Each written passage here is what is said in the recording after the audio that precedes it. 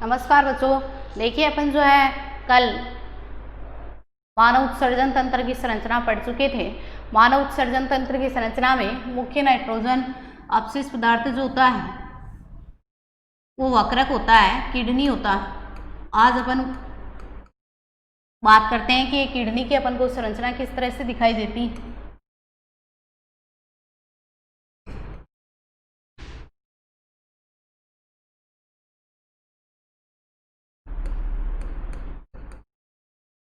मानव उत्सर्जन तंत्र, और मानव उत्सर्जन तंत्र में भी अपन पढ़ेंगे वक्रक।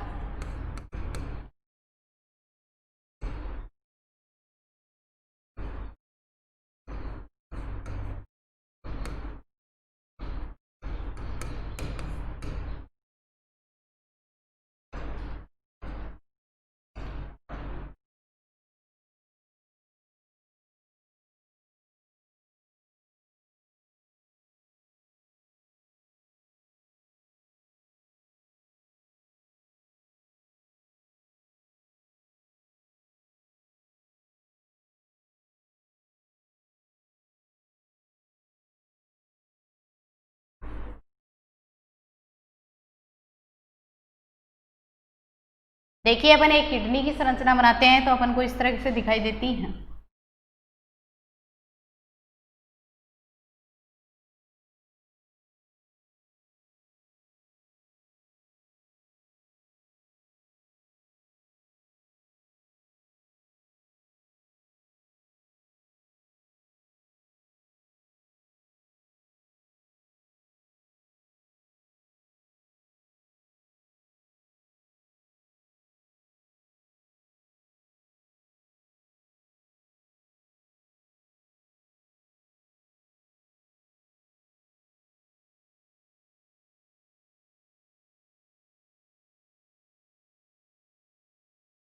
यहाँ अनेक नलिकाओं का जाल होता है।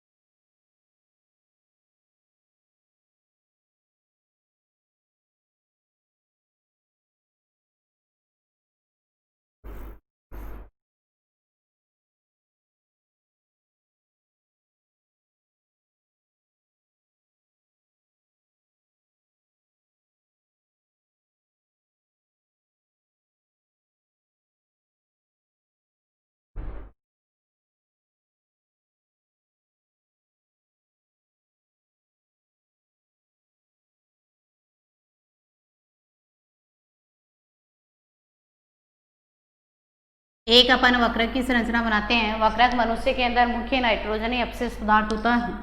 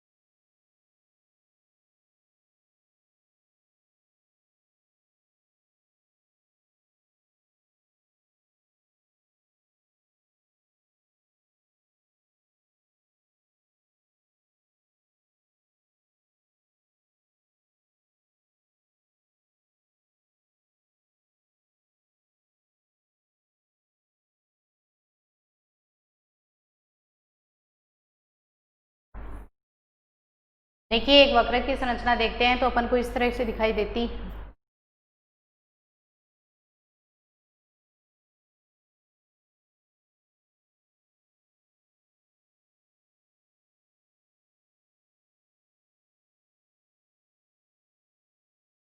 और यहाँ पर अनेक जो है रक्त नलिकाओं का जाल होता है। ये देखिए, ये अपन को जो है अनेक रक्त नलिकाओं को जो है जाल नलिकाएं जाती हुई दिखाई देती हैं। इनको अपन बोलते हैं ब्रटिनी के स्तंभ।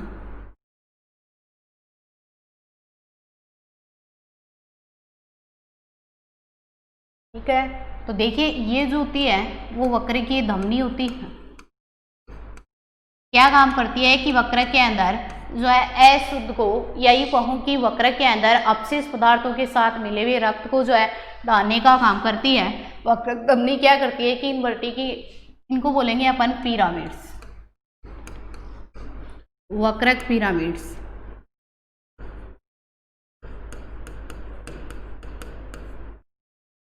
ठीक है, तो देखिए ये होती है, वो होती है वक्रीय शिरा। वक्रीय शिरा एक वक्रक जो होता है वो सेम के बीज के आकार के होता है, अर्थात इसका एक भाग जो है वो बाहर की ओर उभरा हुआ भाग होता है और दूसरा पार्ट जो होता है वो अंदर की ओर धंसा हुआ भाग होता है। बाहर की ओर उभरा हुआ जो भाग होता है उसको अपन बोलते हैं वलकुट भाग या कह सकते हैं कोटेक्स पार्ट। क्या कह सकते हैं? वलकुट भाग या कोटेक्स पार्ट। और आंतरिक जो भाग होता है अंदर की ओर धंसा हुआ होता है उसको अपन बोलेंगे मध्यांश भाग या इसको कह सकते हैं मेडुला। क्या कह सकते हैं? मेडुला। ये दूसरा भाग होता है, ये पहला भाग होता है। एक वक्र के दो भाग होते हैं, एक बाहर की ओर उभरा हुआ भाग होता है जिसको अपन वलकुट या कोटेक्स कहते हैं, और दूसरा वक्र का आंतरिक धंसा हुआ भाग होता है जिसको अपन मध्यांश या मेडुला कहते हैं। वक्र क्या काम करता है कि अपने शरीर के अंदर रक्त सहित अपशिष्ट पदार्थों को जो है वक्र की धमनी वक्र के अंदर डालने का काम करती है। ये वक्र की धमनी अपशिष्ट पदार्थों को, ये वक्र के जो है पिरामिड्स होते हैं, इन अपशिष्ट पदार्थों से जो है मुख्य अवशोषी पदार्थ जैसे अपने ग्लूकोज है, अमीनो अम्ल है, ग्लूकोज, अमीनो अम्ल, इन मुख्य पदार्थों का अवशोषण कर लेते हैं और जो है शुद्ध रक्त जो होता है उसको ये वक्र की शिरा जो होती है वो लेकर के शरीर के अंदर अन्य पार्ट्स में पहुंचाने का काम करती है। और जो अपशिष्ट पदार्थ होते हैं वो वक्र की धमनी के अंदर एकत्रित रहते हैं, संग्रहित रहते हैं। देखिए वक्र के जो है दो पार्ट होते हैं, एक वलकुट भाग होता है और दूसरा मध्यांश भाग होता है। ये थी अपने वक्र की संरचना।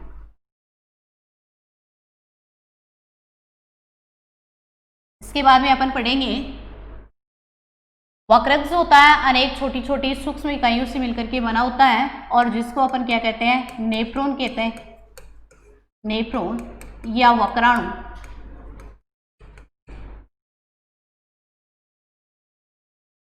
या इसको वक्रक शिरा भी वक्रक नलिका भी कह सकते हैं।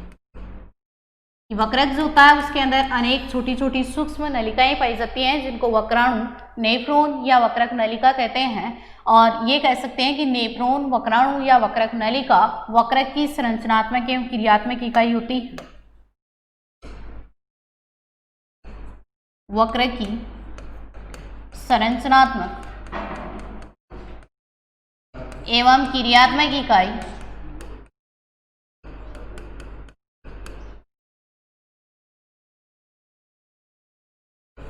वक्रक नलिका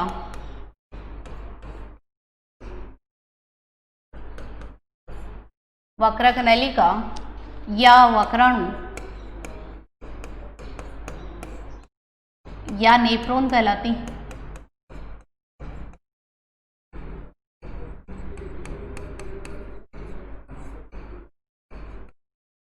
कि वक्रक अनेक छोटी छोटी सूक्ष्म इकाइयों से मिलकर के बना होता है और इन सूक्ष्म इकाइयों को अपन क्या कहते हैं? वक्रक नलिका, वक्राणु या नेफ्रॉन। देखिए वक्राणु या नेफ्रॉन की बात करते हैं कि वक्रक की संरचनात्मक एवं क्रियात्मक इकाई क्या कहलाती है? वक्रक नलिका कहलाती है, या अपन कह सकते हैं कि नेफ्रॉन कहलाती है या वक्राणु कहलाती है। कि वक्रक की संरचनात्मक एवं क्रियात्मक इकाई क्या कहलाती है? वक्राणु या नेफ्रॉन कहलाती है या वक्रक नलिका कहलाती है। देखिए अपन नेफ्रॉन की जो है पहले संरचना देखेंगे, उसके बाद में नेफ्रॉन की क्रियाविधि 3 चरणों में संपन्न होती है। कौन सा जो है पार्ट क्या काम करता है इसकी अपन बात करें। नेफ्रॉन या वक्राणु में अपन ये लिख सकते हैं कि इस वक्रक की संरचनात्मक एवं क्रियात्मक इकाई को क्या कहते हैं, तो नेफ्रॉन, वक्राणु या वक्रक नलिका। अब इसकी अपन क्या देखेंगे, नेफ्रॉन, वक्रक, नलिका, इनकी अपन क्या देखेंगे, संरचना देखेंगे।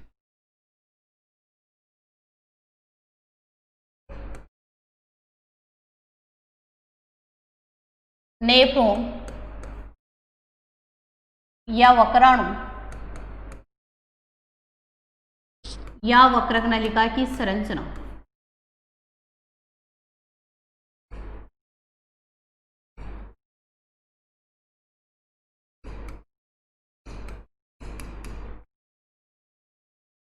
नेफ्रॉन, वक्राणु या वक्रक नलिका की संरचना। अपन संरचना की बात करते हैं।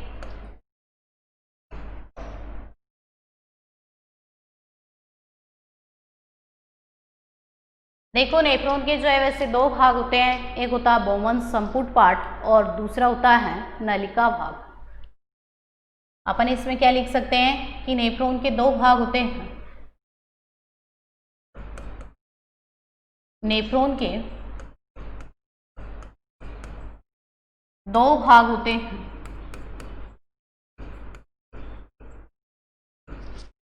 एक पार्ट जो होता है वो होता है बोमेन संपुट,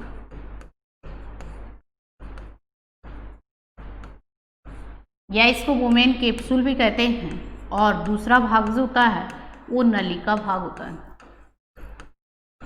कि वक्राणु जो है वक्रक की संरचनात्मक एवं क्रियात्मक इकाई कहलाती है, और वक्राणु जो होता है उसके दो भाग होते हैं, एक भाग होता है बोमन संपुट भाग और दूसरा होता है नलिका भाग। देखिए, ये जो है इसकी आकृति प्याले के समान होती है, और दूसरी जो है नलिकाएं जो है नलिका भाग, उसके अंदर अनेक नलिकाएं पाई जाती हैं। कौन सी नलिका पाई जाती है, कहाँ पाई जाती है, इसकी अपन बात करेंगे।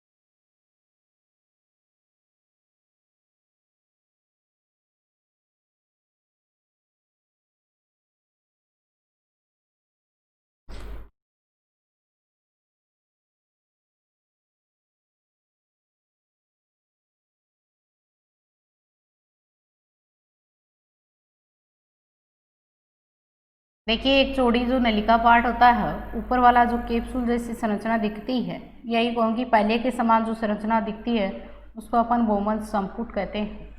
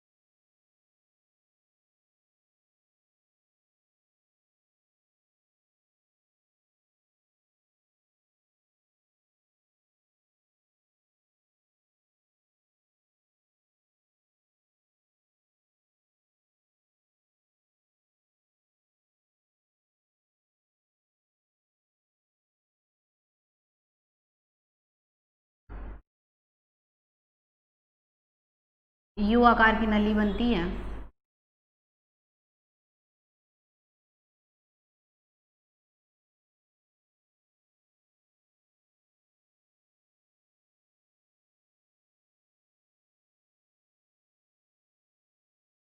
जिसके अंदर दो भुजाएं होती हैं, एक आरोही भुजा और दूसरी अवरोही भुजा। अंदर दो भुजाएं होती हैं, एक होती है आरोही भुजा और दूसरी होती है अवरोही भुजा।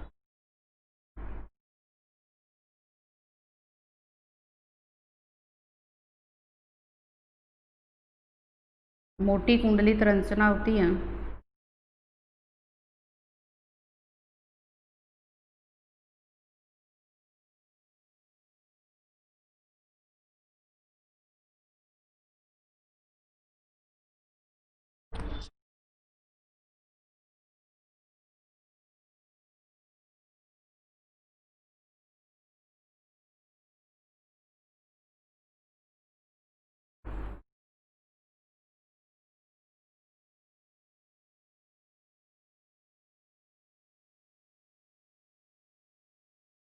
देखिए, एक वक्राणु की संरचना अपन को इस तरह से दिखती है। इसके अंदर एक वक्रक धमनी प्रवेश करती है और एक वक्रीय सिरा प्रवेश करती है।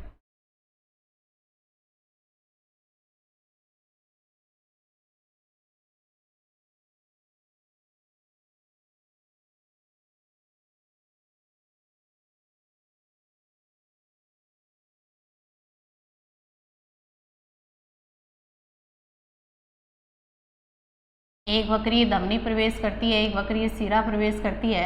वक्रीय धमनी जो होती है अपशिष्ट पदार्थों को वक्रक में डालने का काम करती है, अपशिष्ट पदार्थों सहित रक्त को डालने का काम करती है। वक्रीय सिरा शुद्ध जो है रक्त को देखिए, यहाँ अनेक रक्त नलिकाओं का जाल होता है। इस अनेक रक्त नलिकाओं के जाल को अपन क्या कहते हैं? ग्लोमेरुलस कहते हैं। ग्लोमेरुलस कहते हैं।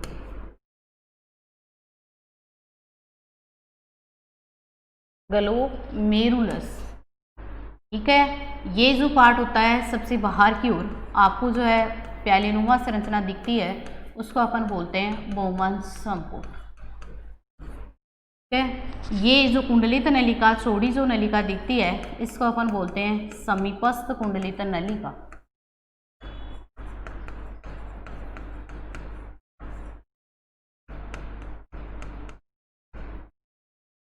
समीपस्थ कुंडलित नलिका। देखिए, इसको अपन कहेंगे वक्रीय धमनी।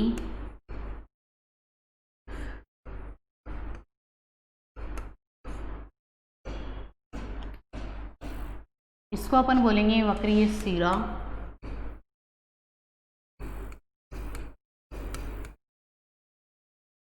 ठीक है। ये जो होता है यू आकार की जो नली दिखती है, इतनी इतनी पार्ट्स, इसको अपन बोलेंगे हेनले का लूप।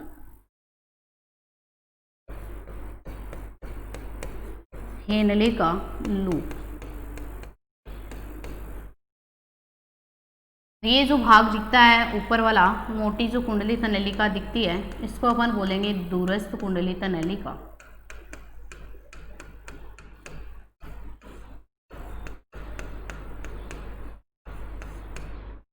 इसको अपन बोलेंगे संग्राहक नलिका।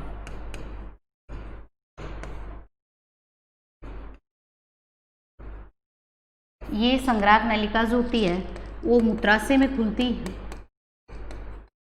और मूत्राशय से जो है मूत्र मार्ग द्वारा, ठीक है।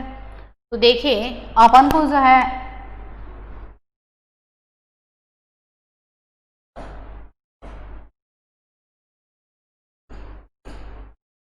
देखिए, अपन को एक वक्रक की संरचना इस प्रकार से दिखाई देती है। एक वक्रक के जो है एक नेफ्रॉन या वक्राणु की संरचना अपन को इस प्रकार से दिखाई देती है कि एक वक्रक के अंदर जो है अनेक सूक्ष्म नलिकाओं का जाल पाया जाता है, जिसको अपन क्या कहते हैं? वक्राणु, नेफ्रॉन या वक्रक नलिका। वक्राणु, नेफ्रॉन या वक्रक नलिका जो होती है वो वक्रक की संरचनात्मक एवं क्रियात्मक इकाई होती है। तो अपन को जो है एक वक्राणु की संरचना इस तरह से दिखती है। एक वक्राणु जो होता है उसके दो भाग होते हैं।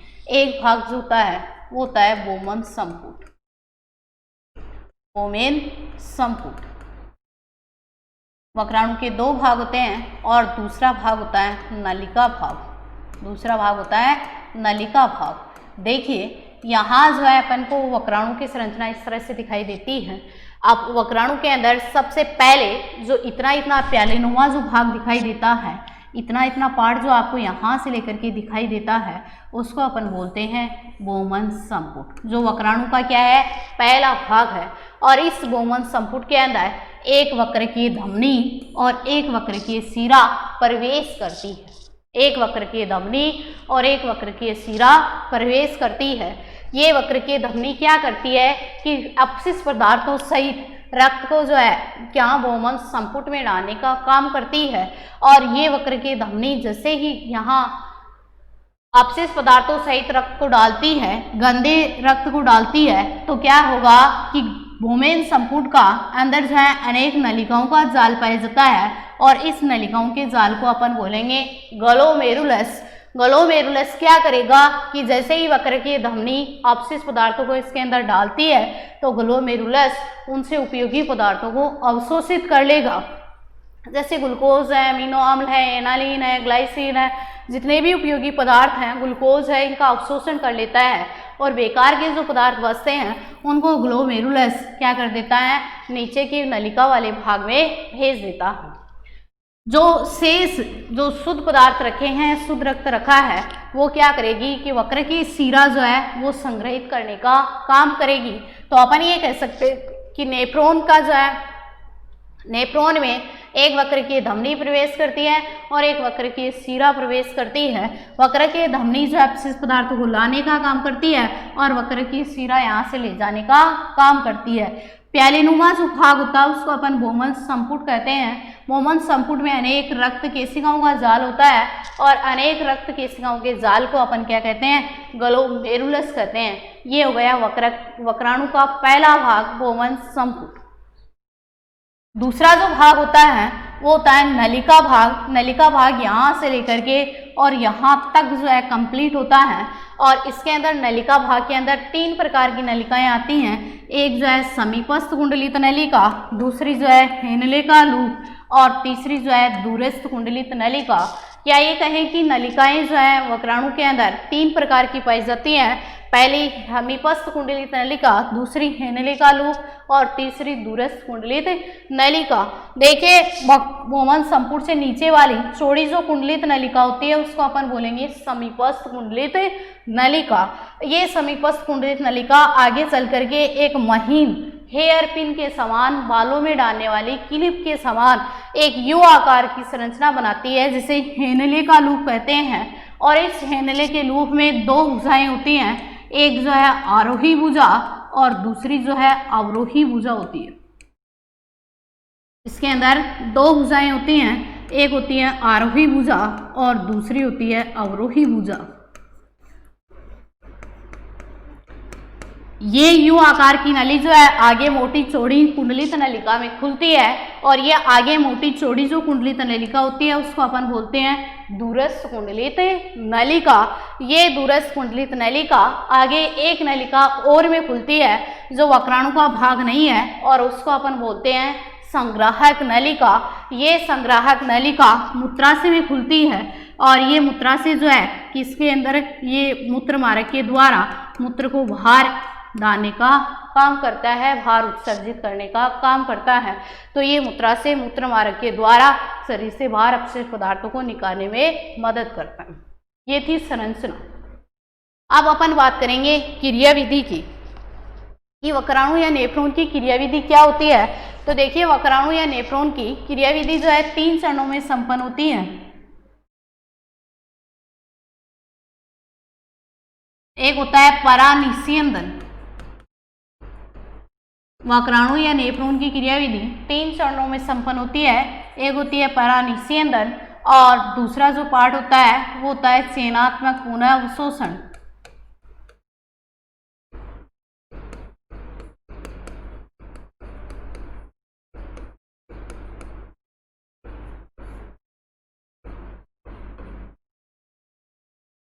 और तीसरा पार्ट होता है वो होता है श्रावण। 3 भाग होते हैं। तो देखिए अपन क्या करेंगे कि वक्राणु की क्रियाविधि लिखेंगे।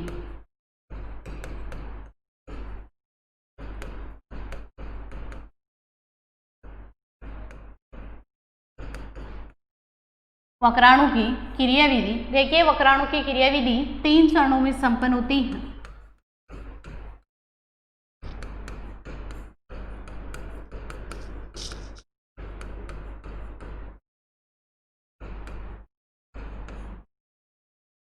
कितने चरणों में संपन्न होती है? 3 चरणों में। पहली अपन लिखेंगे परानिषेधन,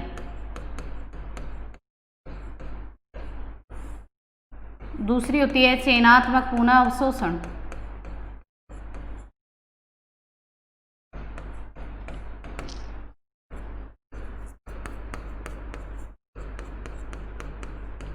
चयनात्मक पुनः अवशोषण, और तीसरा होता है वो होता है श्रावण। 3 पार्ट होते हैं।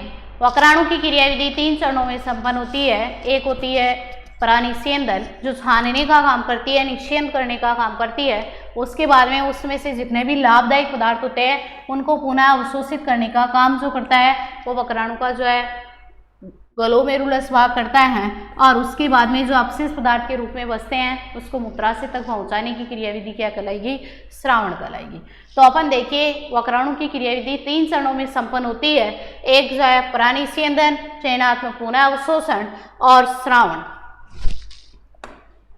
देखिए अपन को वक्राणु का चित्र इस तरह से दिखाई देता है। सबसे पहले क्या होगा कि वक्र की धमनी जो है वो अपशिष्ट पदार्थों सहित रक्त को ला करके कहाँ डाल देगी?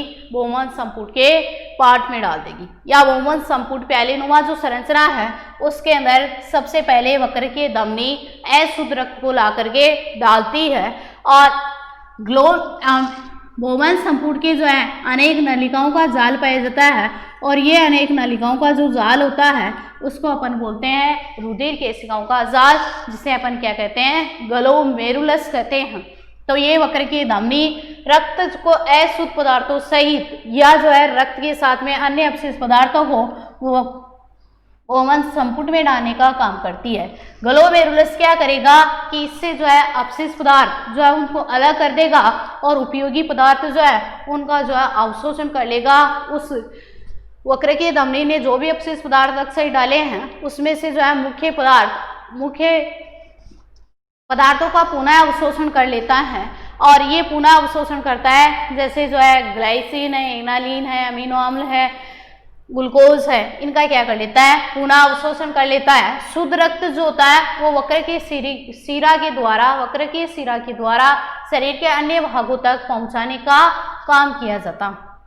ठीक है। इसके बाद में देखिए क्या होगा कि बहुमन संपुट के अंदर जो अपशिष्ट पदार्थ है वो बहुमन ग्लोमेरुलस अपशिष्ट पदार्थों को बहुमन संपुट में ही छोड़ देता है। और बहुमन संपुट की जो है नीचे नलिका वाले भाग में ये बहुमन संपुट से अपशिष्ट पदार्थ जो है कहाँ आ जाते हैं? नीचे आ जाते हैं समीपस्थ कुंडलित नलिका में। और समीपस्थ कुंडलित नलिका से अपशिष्ट पदार्थों को कहाँ भेज दिया जाता है? हेनले की लूप में भेज दिया जाता है। हेनले की लूप से ये अपशिष्ट पदार्थ आगे गति करके दूरस्थ कुंडलित नलिका में जाते हैं। और दूरस्थ कुंडलित नलिका से अपशिष्ट पदार्थों को कहाँ भेज दिया जाता है? संग्राहक नलिका में भेज दिया जाता है। ये संग्राहक नलिका वक्राणु का भाग नहीं है। ये क्या किस में खुलती है? मूत्राशय में खुलती है। और ये अपशिष्ट पदार्थ मूत्राशय में तब तक एकत्रित रहते हैं जब तक मूत्राशय पूर्ण रूप से भर नहीं जाता है। मूत्राशय पूर्ण रूप से भर जाता है तो ये अपशिष्ट पदार्थ क्या करते हैं कि जो है मूत्राशय अवरोधिनी के द्वारा मूत्राशय पर जो है एक दाब लगाया जाता है, जिसके कारण मूत्र मार्ग के द्वारा ये अपशिष्ट पदार्थ शरीर से बाहर निकल जाते हैं। ठीक है, ये थे अपना उत्सर्जन तंत्र। क्या क्रियाविधि थी, क्या संरचना थी। इसके बाद में देखिए उत्सर्जन में अन्य अंग। उत्सर्जन की क्रिया में अन्य अंग कि उत्सर्जन की क्रिया जो होती है वक्रक के अलावा अन्य जो है उत्सर्जी अंग और पाए जाते हैं। जैसे 3 अंग पाए जाते हैं। एक अपना जो है त्वचा पाई जाती है, और त्वचा जो है उत्सर्जी पदार्थ के रूप में एक तो जो है नमक को उत्सर्जित करता है NaCl, और दूसरा जो है लैक्टिक अम्ल को उत्सर्जित करता। ये अपनी त्वचा जो है अपनी श्वेत ग्रंथियों से पसीना आता है, और श्वेत ग्रंथियों से त्वचा के द्वारा जो पसीना आता है उसमें नमक और लैक्टिक अम्ल का उत्सर्जन किया जाता है। दूसरा अपन ये कह सकें कि फेफड़े। देखिए अपने अंदर जो है मुख्य अपशिष्ट पदार्थ कार्बन डाइऑक्साइड बनता है, और ये कार्बन डाइऑक्साइड फेफड़ों के द्वारा उत्सर्जित कर दिया जाता है। तीसरा अपन लिख सकते हैं यकृत। देखिए यकृत जो होता है उसके अंदर पित्ताशय पाया जाता है और पित्ताशय के अंदर जो है बिलिरुबिन,